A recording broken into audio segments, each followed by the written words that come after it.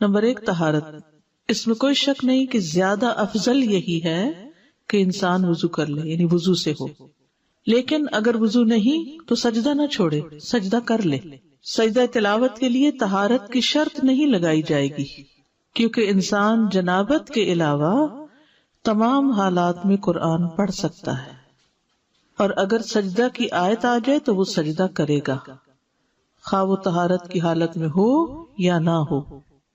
قبلہ رخ ہونا، ممکن ہو تو قبلہ رخ ہو جائے، لیکن اگر مشقت ہو اس میں نہ ہو پائے تو جدھر بھی رخ ہو سجدہ کر سکتا ہے انسان، لیکن مسنون طریقہ یہی ہے کہ اگر ممکن ہو تو سجدہ تلاوت کے لیے قبلہ رخ ہوا جائے۔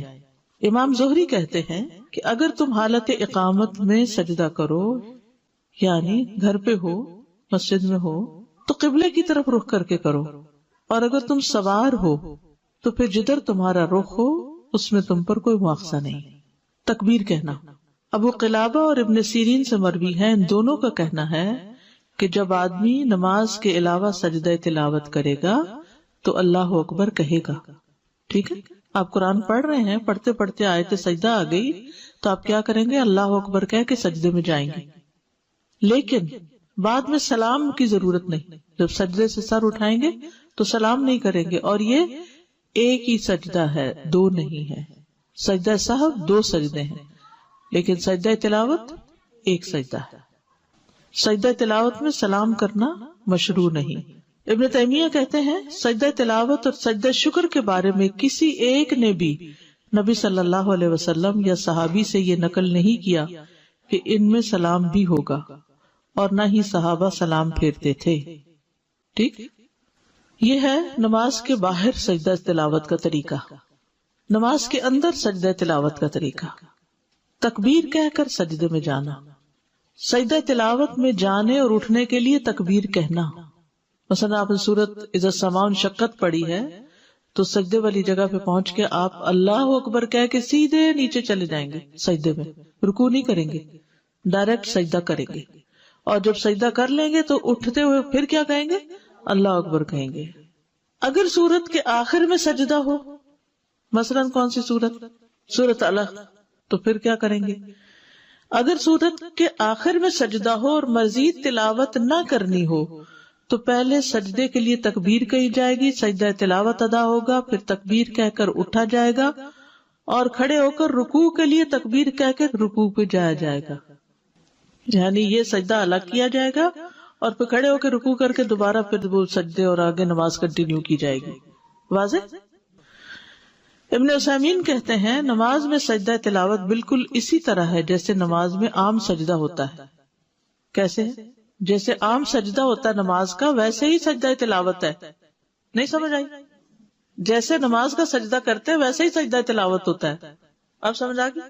اوکے، یعنی سجدہ تلاوت میں جانے اور اٹھنے کے لیے تکبیر کہے، اور اس میں کوئی فرق نہیں کہ سجدہ تلاوت قرات کی آخری آیت میں آیا ہو اور اس کے بعد سورت ختم ہو گئی ہو یا قرات کے درمیان میں آؤ، جب بھی وہ سجدے میں جائے گا تکبیر کہہ کے ہی جائے گا۔ پھر جب رکوع کرنے لگے تو اس وقت رکوع کے لیے تکبیر کہے۔ یہاں 2 تکبیرات مسلسل کہنے پر کوئی حرج نہیں، کیونکہ ہر تکبیر کا سبب الگ الگ ہے۔ واضح؟ سجدہ تلاوت کی مسنون دعائیں، حضرت عائشہ سے مروی ہے، وہ کہتی ہے کہ رسول اللہ صلی اللہ علیہ وسلم رات کو قرآن کے سجدوں میں سجدہ کرتے ہوئے یہ دعا تکرار سے پڑھا کرتے تھے، ایک دفعہ نہیں، کئی بار۔ سجد وجہی للذی خلقہ وشق سمعہ وبصرہ بحولہ وقوتہ، میرا چہرہ اس ذات کے لیے سجدہ ریز ہے جس نے اس کو پیدا کیا اور اپنی طاقت اور اپنی قوت سے اس کی سماعت اور اس کی بصارت بنائی، یعنی کان آنکھ اللہ نے اپنی قوت سے بنائے۔ ابو سعید خدری رضی اللہ عنہ سے مروی ہے کہ انہوں نے کہا میں نے خواب میں دیکھا گویا کہ میں درخت کے نیچے ہوں، اور گویا کہ درخت سورت صاد پڑھ رہا ہے، یعنی اس سے آواز آ رہی تھی سورت صاد کی۔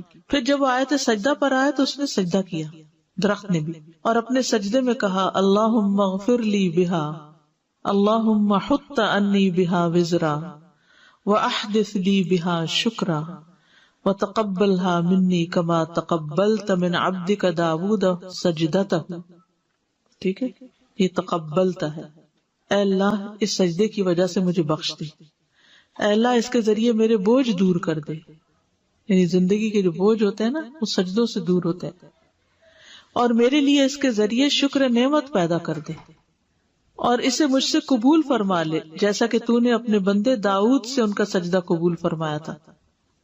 قرآن مجید میں آتا نا وَخَرَّ رَاكِعًا وَأَنَابَ۔ تو میں رسول اللہ صلی اللہ علیہ وسلم کے پاس صبح کے وقت گیا اور آپ کو اس کی خبر دی کہ میں نے ایسا خواب دیکھا ہے۔ آپ نے فرمایا اے ابو سعید تم نے بھی سجدہ کیا؟ میں نے کہا نہیں۔ آپ نے فرمایا کہ تم درخت کی نسبت سجدہ کرنے کے زیادہ مستحق تھے۔ پھر رسول اللہ صلی اللہ علیہ وسلم نے سورۃ صاد کی تلاوت فرمائی، پس جب آپ آیت سجدہ پر آئے تو سجدے میں آپ نے وہی فرمایا جو درخت نے اپنے سجدے میں کہا تھا۔ نماز کے سجدے والی دعائیں پڑھنا، اگر یہ اوپر والی دو دعائیں یاد نہیں تو جو نماز میں سجدے میں پڑھتے ہیں سبحان ربی الاعلی وہ بھی کافی ہے۔ سجدہ تلاوت دوسرے سجدوں کی طرح ہی ہے، اور نبی صلی اللہ علیہ وسلم نے اللہ کے اس فرمان سبح اسم ربک الاعلی کے متعلق فرمایا ہے کہ اسے اپنے سجدوں میں پڑھا کرو۔